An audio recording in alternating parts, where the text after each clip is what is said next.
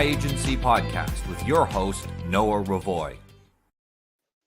Hello, everyone. Today we're going to be talking about money. For money is for a lot of people a dirty subject. They don't like to talk about it. They feel uncomfortable.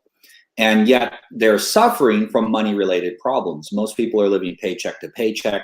They're deeply in debt, and they don't know how to get out of it. Even worse, they have no clue about how to help their children and to create an intergenerational legacy of financial wealth instead of financial debt and struggling. And this is really because people are viewing money as something that is, they just don't want to be, think about. And this is low agency behavior. And what we're doing today is promoting some high agency thinking with Nate Dean. And he's a money master. He's going to share with us information about how we can improve our agency related to money and develop financial sovereignty. Welcome, Nate. Hey, brother. Thanks for having me on.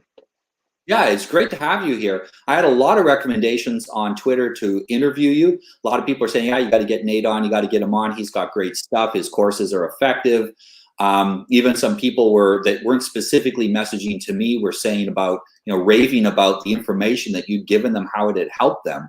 And so I thought, yeah, let's get Nate on, because finances is one of the big areas in which people need to exercise agency. They need to have control of their resources, because a lack of resources limits your ability to act in the world, limiting your agency. What do you do for people, Nate? How do you help them? Well, I have a financial education business, and we just teach people how cash flow strategy can be just as powerful as investing in and of itself, which is something we are not taught in school. We're taught the only way that we can actually grow our money is to invest it. But there's actually a strategy that goes with money that people have been using for decades, and it's simply called the principle of leverage. And understanding how leverage works and how powerful that can be in your life, and the fact that most people who are very novice when it comes to money concepts would tend to associate the word leverage with risk. But the reality is there's ways to apply leverage in your life that does not involve risk, which sounds too good to be true. And I understand that. But we just teach people the principle of leverage and how powerful that can be in their life, and how they can create a system to effectively secede from the current system that we're in right now with central banks and the way we have been so dependent on banks, throughout our existence, at least, since we've been breathing. So we just show people, like you said, just how to be more sovereign in their personal finances. Yeah, I remember generations ago, my grandmother told me that generations ago, up until about the First World War, my family never used the bank because they lived in a community together it is a big extended family. And if someone got married, everyone chipped in and gave them a house. A starter home was your wedding gift. So no one had to borrow money to get a house. And once they had a house, they had equity and could start building from there. So they were never in debt. They never owed anybody anything. And they were always building wealth intergenerationally instead of losing. It's unfortunate that they didn't continue that pattern after the First World War. But this is something I think a lot of people want to reestablish. Trust in big institutions is at an all-time low. And people don't want to put their money in places where they can get canceled. If they can cancel a president of the United States and shut down his bank accounts, what can they do to ordinary people like us? Right. And it's I think very important. People are starting to seek that financial sovereignty, that separation from the financial system, which they don't trust anymore. Well, your money has to reside somewhere at all times. It's got to go somewhere. It's either, you either put it under the mattress, you put it in a bank, you invest it. Money has to go somewhere. But in order for money to safely reside somewhere, we have been taught that traditional banks, savings accounts, things like that, if we're going to store money somewhere, that's where we have to store it, because we'll get a little bit of interest on it. We won't have to worry about it disappearing or anything like that. It's, quote, safe. The reality is it's very, very risky, because if you just factor in inflation alone, when you put money in a savings account, your money is going backwards. because the amount of interest that those banks are paying on that savings account is not anywhere close to inflation, which means a dollar that you're saving today is worth less than it would be or is worth more today than it's going to be tomorrow.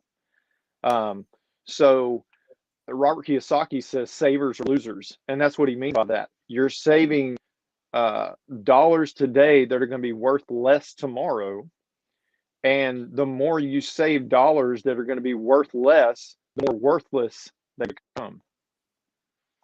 And a lot of people don't realize too that anything that's not in your physical possession, that you don't have physical control over, you kind of don't really own. So in Europe, we had some bank bailouts. I think it's been about 7 or 8 years ago, and they literally bailed the banks out by taking half of people's accounts. And oh, you got 60 grand? Nope, sorry, you got 30 grand. Now they only did it, I think, on accounts with 60,000 euros or more. But if you're saving a lot of money in the bank, you're exposing yourself to the risk that governments will pass a law like this. And the combined interest of the banks is a lot more politically powerful than our individual diffused interests, and our ability to redress these situations is almost non-existent. Whereas if we have our money tied up in, not tied up, but we have our money invested in different places and set aside in working for us, it's a lot harder to target all through that. The government doesn't like to mess with money that's in the economy.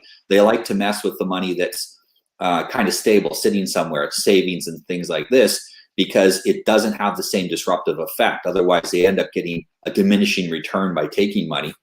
But I think that really upset people's, in Europe here, people's confidence in the financial institutions. Your money in your bank, you don't have to worry about bank robbers. You got to worry about the bank robbing you. So it's quite a problem. Well, and most people don't realize that after the financial crisis in 2008, all of the bank reform, the Dodd-Frank Act, all of that stuff that went into effect, basically flipped the script where the government said, hey, we're not going to bail you out anymore, but now you're actually going to be able to do what's called a bail-in, where the bank takes assets that people have invested into that institution in order to keep it afloat.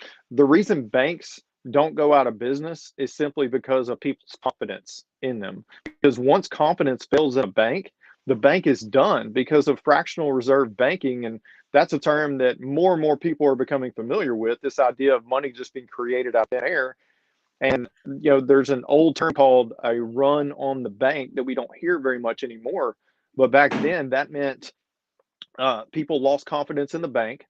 They got scared for some reason. They maybe just lost confidence in the current economic situation, whatever that may be, and they decided they want to go get their money. Well, if too many people go to get their money on the same day, the bank is just going to give you an IOU. They don't have it. I remember I once had to get a large amount of cash from the bank, over 20 grand, for a project that I was doing, and I needed to pay out a bunch of people, and I didn't know ahead of time they had to be paid on time. And I had to ask them a week ahead for them to get me 20 grand at the bank.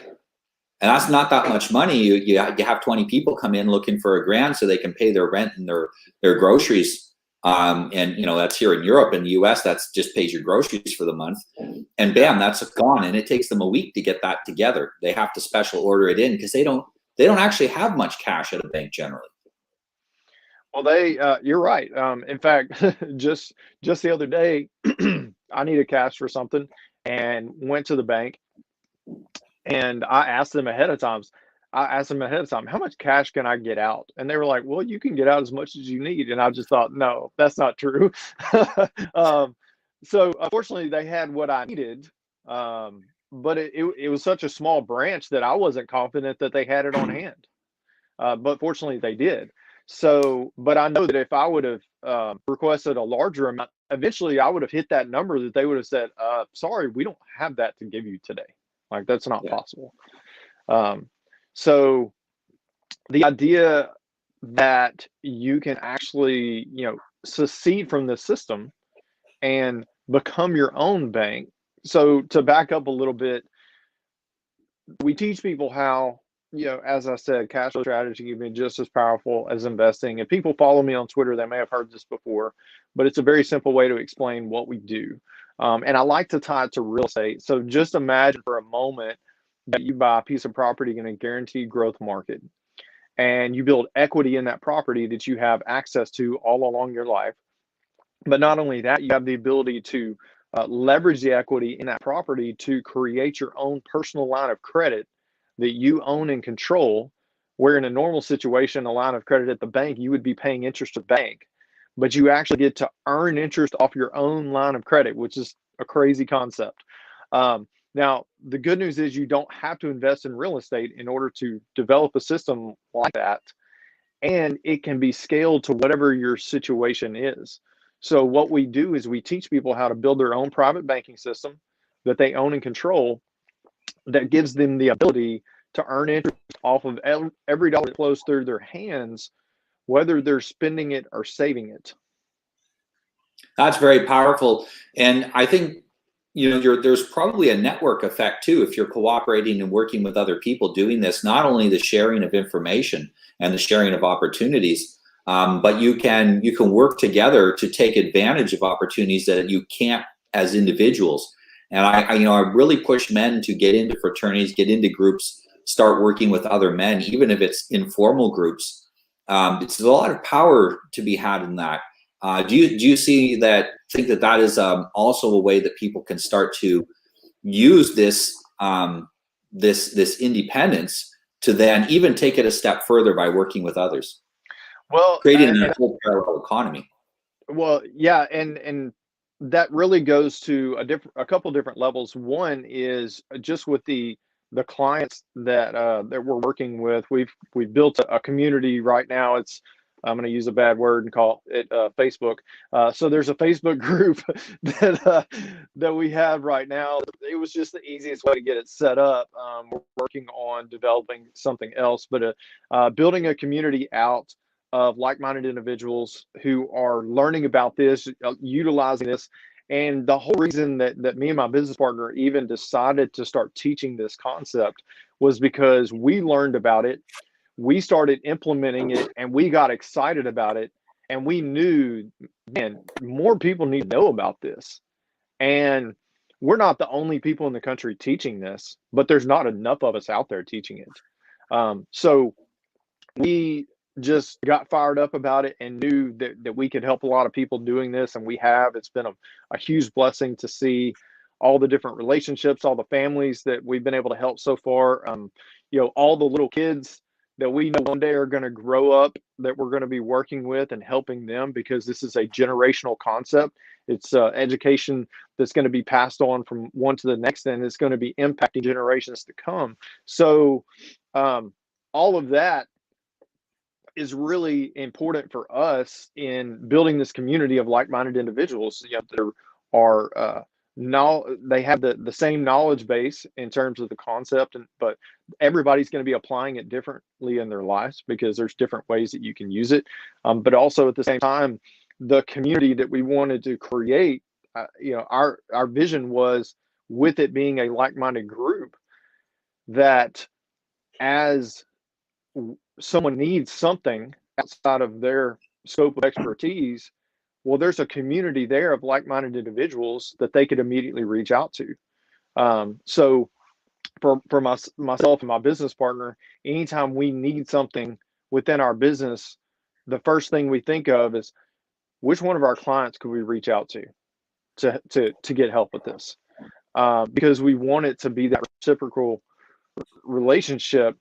Now, to take that to a different step, which what you were talking about earlier, as far as the idea of communities and families helping one another in their finances, and helping them get established for life and everything like that. The system, this banking system that we're able to teach families how to create, is something that really can become a family bank, something that many wealthy families have been using a similar concept for decades now. And it's one of the ways that they maintain generational wealth, is having some sort of education and some sort of system in place that ensures that the family bank never goes down, that it continues to grow. And so this idea that, once my kids get to the point where they're going to need something in life, when they graduate on from high school or college, whatever they decide to do, and they get out into the real world and you're trying to make something of themselves. If they need a car, if they were at one time, they would have just gone down to the bank and gotten a loan for a car because that's what we do. Well, now they can go to the family bank. We can set up terms for that bank because they were going to pay, those dollars were going to be going out the door one way or the other. It doesn't matter. So why not put those inside of the family, inside of an ecosystem, so to speak, where the money is no longer leaking out and it just continues to cycle inside the family. And the more times that you can get money to cycle inside of that system, the stronger the money becomes, the stronger the family becomes. Yeah, it's conservation of energy. The more money that you conserve in the body of the family and the more that you can add in, it tends to accumulate. If more is coming in than is going out, it accumulates. And that's hard to do when you're a single individual. You can do that. You show people how to do that, but the bigger the group, the easier it is, because very often, maybe I don't need anything. So there's not an opportunity at that moment for me because there's nothing I need and all my money is invested. But someone else in the family needs something and we can fill their need at this time. It makes a big difference. I'm even talking to friends, about the private communities that many people are trying to form nowadays. And some of the people that want to work in these private communities, they have a lot of money and other people have less money. And we've been looking at methods for them to create the private community where you are rewarded for the investment that you put into that, but that all members end up benefiting from these communities. And this is how the West was settled. It was settled by people that would go out and everyone would kick in and invest into creating a small town or village, and it would start to grow from there. And there would be the farms surrounding that would start to have a place in which they could gather to trade and do other things. And really, this was the creation of civilization, was all around finance management and resource management. Essentially, that was what civilization was created around, was a trading and the exchange of goods. And right now, the system that we have is being run with the design to take as much as possible. This is why every time you deal with a financial system, you feel like you just got robbed, because it's trying to take what it can take from you. Whereas if you're parallel to that, if you're creating your own system, you can create something that's truly reciprocal, that has mutual benefit. And I think even, we some of the smaller financial institutions, they even really cater to that. They look more towards that mutual benefit with their clients. Whereas I think a lot of the big institutions, they act like you're lucky to be able to do business with them. And it's really a different attitude when you're in control of your own money. You start to look at things different. You're no longer pleading and desperate for, I need to get a loan. I hope they'll give me this loan for the car that I need. It's more like, where's the opportunity? Let me look for an opportunity that I can find somewhere to put my money, somewhere that it's going to work for me. And that really changes people's stress levels and their view of the whole world. People who are financially insecure, they then tend to feel insecure in their marriages. It's number one cause of marital breakup. They tend to feel emotionally and psychologically insecure. It's one of the main reasons for suicide, or contributing factors. It is really causing massive stress in the world, people's inability to manage their own finances. You mentioned in some of your writings that you're a pastor, and I think that's an interesting point to mention. I also used to be a minister myself, and I think a lot of our care and concern for people, that's often care and concern. We talk about, how is your relationship with your family? How is this? How is that? And there's a lot of effort, it seems, to avoid talking about money. And I think that's because a lot of pastors don't know about money, and they're concerned with giving off a materialistic vibe or something like this. And they end up with a set of very unhealthy mindsets about money. And that actually can get projected down onto the people who are learning from them. And you can end up with, if your church is making you poorer, then you have a problem, because it's undermining your agency. And it's actually setting you up for failure in other areas of life too. If you don't have to worry about your finances, you have more time to spend on your family. You have more time to spend helping your community. You have more time to spend taking care of your own psychological health as well, and your own physical health. And I think it's, how does being a pastor help you to look at your responsibility to help people with financial matters like this, and this education program that you're involved in? Well, I've been in ministry for 13 and a half years now, something like that. I did youth and music ministry for about 11 and a half years. And then I'm coming up on my third year as a pastor of the church that I'm at right now. And, I've always just had a compassion for helping other people in different ways. So I just have tendencies to look for people who have needs and things like that. I went to school for business and finance. So money has always intrigued me, just causes and effects, things like that. So those two things sort of combined, I see so much of my business as really an extension of my ministry. So people that I'm working with to help them get their finances figured out and things like that, they reach out to me all the time for other things that they want to talk about. So the people in my church, I never wanted to come across as the pastor who's selling something to his congregation or anything like that. So I've had conversations with members of my church about what I do, but I've always left it to them to reach out to me. So if they want to ask me about it, I'm happy to share that with them. But I never wanted to develop a reputation where, oh no, here he comes. He's probably following up with me or something like that. Like I never wanted that to be in the back of their minds. And so I've taken a very careful approach with my congregation, where I've had a few church members who've reached out to me, and I've been able to teach them and educate them. But it's not something that's widely known as far as what I do. But like I said, the beauty of running your own business is you're not subject to someone above you saying, hey, you can't say this, you can't say that. So when I'm on the phone with someone, that I have the ability to pour into them as far as my knowledge of ministry and everything like that, but also recognizing that there's much more to life than just money. So people are always dealing with different struggles, different issues, positive or negative in their life. And, they like the idea of having someone that they can talk to that may have a little bit of wisdom. I don't look my age, but I'm actually coming up on 40 in the next few months.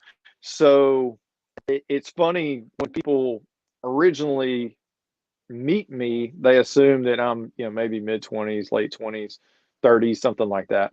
Clean shaven, I can pass for mid-20s, no problem. But even with a beard, most people don't think that I'm in my late 30s. So when they find out how old I am, they're like, "Oh, this guy actually has a little bit of life under his belt.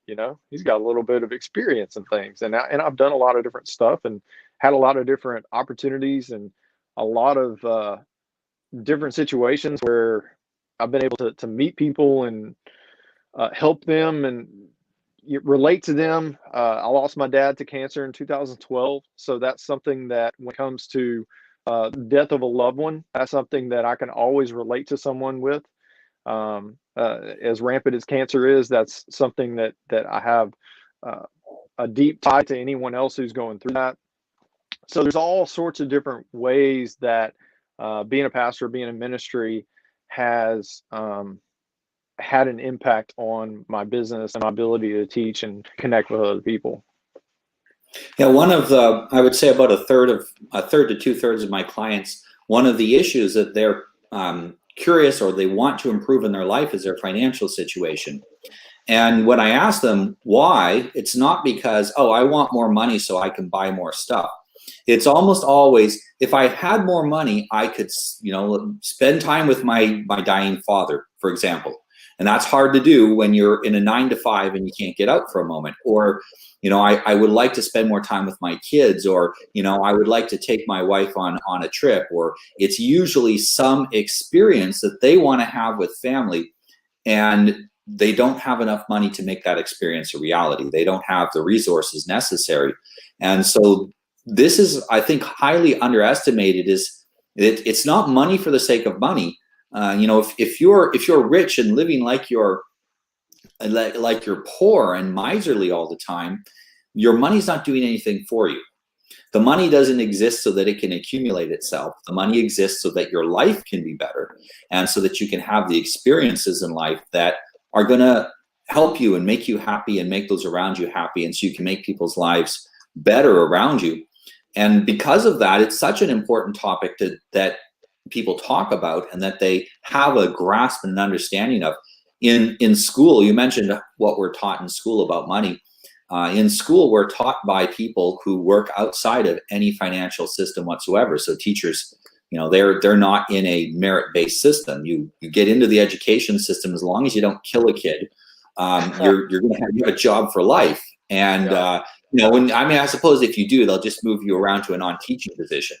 So it's pretty much a job for life. It pays well, and you have a guaranteed retirement plan. So you're not learning about money from people that understand about money. And that's a big part of the reason why we're so poorly educated about money. Because in order to teach you, they look in a book and they go, oh, okay, this is what I'm supposed to tell him. And it's not teaching from experience, and you have actual experience. And more importantly than just having experience managing your own money, you have experience helping other people to manage their money. Now you've created a course, and you also do consultations as well. And there's a link in the description of this video to your courses, and you can see from there, I think, also about the consultations. And this is, if you don't know what to do and you're not sure where to go next, call Nate for a consultation. Get in touch with them. I often find that the best first step is talking to someone who can help you clarify your goals and to know what you should do next. And from there, you can start making good decisions. We don't need to know what to do. We just need to know who we can trust to go and start asking questions from. And I think you can trust Nate. He's a guy on Twitter, man. I hear so much about talk to Nate. And so you've built up a really good reputation with a lot of people on there. Never heard a negative thing about you. So it's quite impressive. One of the things that you mentioned in one of your videos is how hard it is to get truthful information about money. And that's interesting. So if it's hard to get truthful information, that means a lot of the information we get isn't truthful. How can people tell the difference between the truthful and the not truthful information? Well, conventional wisdom in most cases is broken when it comes to money. The reason that we say this is the truth is because 2 + 2 = 4. Math is something that people you can't argue with numbers. So the reason that we say this is the truth is because we show you with numbers how this is possible, how this works. And we just kind of pull back the curtain a little bit on everything that everybody else is doing and why we believe that there's a better way. And I have I take a lot of pride in the way we have built our business, because our philosophy is we're just going to be excellent stewards of the information, and then we just let God take care of the rest. So when we are educating someone, there is a decision at some point if they decided that they wanted to continue to work alongside with us in our program and helping them get their banking system set up and all that stuff. Then there is a decision that has to be made at that point. But all the education and everything leading up to that point, even the custom plan that we designed for them, is all included in the course. And at that point, it is all left in their hands. Like, we don't use any sort of closing techniques or sales tactics or anything like that. We just want to be excellent resources for people and make sure that they're equipped to make the best decision for themselves. You know, someone may go through our entire process, learn everything that we teach them, and ultimately at the end of the day say, I think I'm better off doing something else. That's great. We're still going to be friends. So we don't hold anything against anyone for someone who goes through our process and decides not to take action. Because of what we know, we feel bad for them that they're not taking action, but that's up to them. So, you know, giving those tools that people need that are necessary is really vital, because no one has ever gone through our process and said, you lied to me. Like, I've never had that happen. Like you said, no one has ever called me out on Twitter. Nobody's ever said anything bad about me on Twitter. And the course itself is something that is 100% refundable. Like, I will never take $1 from someone that I'm not willing to turn around and hand right back to them, because I'm not trying to trick anybody into learning. I'm not trying to, you know, whatever. There's what's the term? Grifters out there where they're just trying to, you know, swindle people out of money and get it however they can get it. Like, that's not me. So if somebody goes through the process and they see the value in it, say, hey, I'd like a refund. We don't even ask them why they want a refund. We're just like, all right, process it right there on the spot, right back to you. No problem. Hey, thanks for checking it out. Done. That's it. Here's what's kind of funny though. We've had a couple people who have requested refunds and then came back to us later and said, hey, you know what? I just realized that everything that you had just taught me in that course was 100% true. And they said, can I buy the course again and get back into your program? And they did. I mean, that was their decision, but they went out and did their own research to see that what we were saying was accurate. And that's one of the things we encourage people to do is, hey, if you don't want to just trust and take our word for it, go do your own research. Go look out, go find this stuff for yourself and make your own educated decision. When I started learning about this, you know, I called my buddy Brandon, who's my business partner. I said, dude, I started learning about this. It's crazy. There's something to it. I think I need you to check it out and see what you think. And so together, he and I just really started vetting it to make sure, because he was a middle school principal at the time in a small community. So he had a strong reputation to uphold. Me being a pastor, being in ministry, I had to make sure that I maintained my reputation. So whatever we were about to dive into personally and potentially just tell people about, we had to make sure that it was going to be legit. We couldn't afford to ruin our reputations or anything like that. So we had to make sure that we vetted this properly before we even started sharing it with anybody. Yeah, absolutely. It's important to understand that too. You know, if you want to get advice from someone, you have to check out where they came from, check out the background, go look at what you can look. Go on Twitter, follow him as well. I'm going to, it's Chronicles of Nate. No, Chronicles of Nate on Twitter. Chronicles of Nate is my name on Twitter, but I didn't realize this when I set up my account that Twitter was going to take out the of. So my @ is just Chronicles Nate. Okay, Chronicles Nate. Excellent. No, so it's, you know, go check them out on Twitter. Ask around. This is one of the best things about having a public reputation is people can ask, what do you think of, and then, you know, who you want to check out, and people can check them out. And that kind of social trust helps to build your belief that someone can help you. But like Nate said, go check out the course. If you look at it and it's not for you, they'll give you a refund. But I think it's interesting, the people that purchase, get a refund, and then come back again. When you find out that you have been lied to for a long time about something as important as money, and you realize that what you thought you knew is wrong, that causes, I think, a lot of emotional pain. People realize that, and that could have been why they want that refund. No, this can't, it can't be true. I could have been lied to all this time. It's not possible. And so there's this emotional rejection of this. And then you get over that after a few days, and then you come back and you ask some of your friends, and some people are like, oh yeah, I heard about something like this, and you check it out and you find out it's real. I think a lot of people are going to have to come to some real hard realizations about how they're managing their financial life in the next few years. I think we're getting close to the end of easy credit.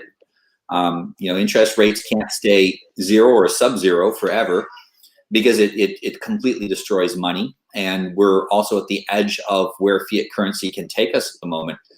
We're potentially facing collapses of fiat currency. And so people are going to have to come to these hard realizations. And there is an emotional aspect to it. It's surprising, you mentioned you've been interested in money because of the logic and how the money flows. And that's an extremely male, masculine answer. It's very masculine. I like money because it's interesting. And for many people, it's an incredibly emotional topic. And it's really tied in with their views on themselves, their views on work, their views on so many different things. And for them to realize that they need to make a 180, and they need to, wisdom that they probably had told other people, oh yeah, do this, do that. The way to wealth is don't drink a coffee in the morning, or whatever it happens to be. And they've told other people this advice, they've repeated the bad advice they've gotten. Suddenly they realize not only were they lied to, but they perpetuated these bad ideas. And it's difficult for people. And I think that passing through that discomfort of realizing that you need to majorly realign a big part of your life. And for men, we have the responsibility to look after our families, to look after our communities. Especially when you're a religious man, you realize the need also to look after your extended community as well. There is a need for that there. And for us, our ability to earn incomes, to have money, and to manage our money is a big part of our responsibility as men, and something that we can't neglect. And something that it's very important for us to get quickly over that hump and say, okay, now I need to make a change, realign with the new reality. And that's, your course is going to help people do that very quickly. I listened to a few of the videos from the course. They're very well done. They're very clear, and they get you thinking differently right away. Well, I think this is something you said in your book, or maybe it was just a thought that I had from your book, when you were talking about pride earlier. Pride has built and destroyed a lot of men. Pride is one of these interesting things where too much of it can get you in trouble, and too little of it can get you in trouble. And one of the things I say often whenever I'm sort of promoting my course is, hey, drop your pride. Let's, drop your pride. Let's learn something. What's the worst thing that can happen? The worst thing that can happen is you learn something new, because there's no risk to losing money, because I'll refund you no matter what. So the worst thing that can happen is you're going to learn something new. The best thing that can happen is it's going to change your life the way it changed my life. Yeah, it is that psychological aspect, dropping your pride, getting over it, and being willing to learn. When you start to learn something from someone, you have to adopt the master learner mindset for a period of time, and you have to realize that now you're a learner. And if you trust the master, you have to sit and absorb the information. And this helps you very rapidly to pick up information and integrate it into your thinking. And it's not just a set of instructions, go do these things, but I think it's a different way of thinking about money as well. I was listening to what you're promoting, and you're promoting I think a more healthy way to think about money. And it's almost like a game in a way, the way it's set up. It's like a game, and you're showing how to play that game with proficiency. And as a man, we seek proficiency, we seek mastery of the things that we're engaged in. Every single man is engaged in resource management. We're all resource managers. We all make money, we manage the money we make, and we do things with it. And talking to Nate's going to help you to do more with your money and to get more done with the resources you have, to get more resources, and to be a higher agency manager and steward of you and your family's finances out into the future. Was there anything else that you wanted to share with us, Nate? Man, I can't think of anything at this time. I really appreciate you having me on.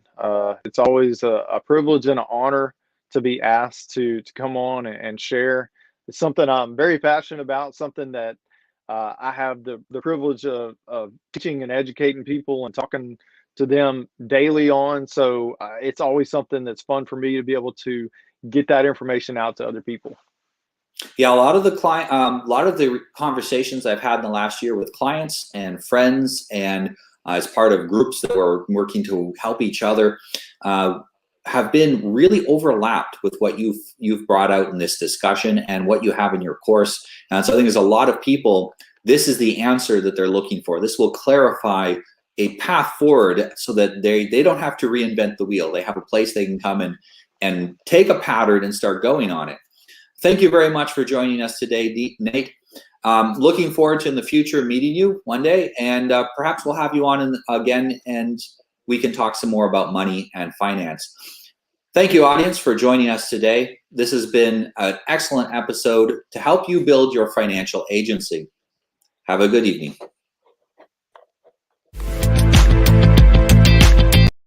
Thank you for watching our video, and I hope it inspired you to take action in your life.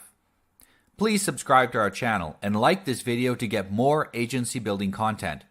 The real secret sauce is in our newsletter. Click on the link in the video description below to sign up. I promise I won't flood your inbox, and anything that we do send you will be of high value.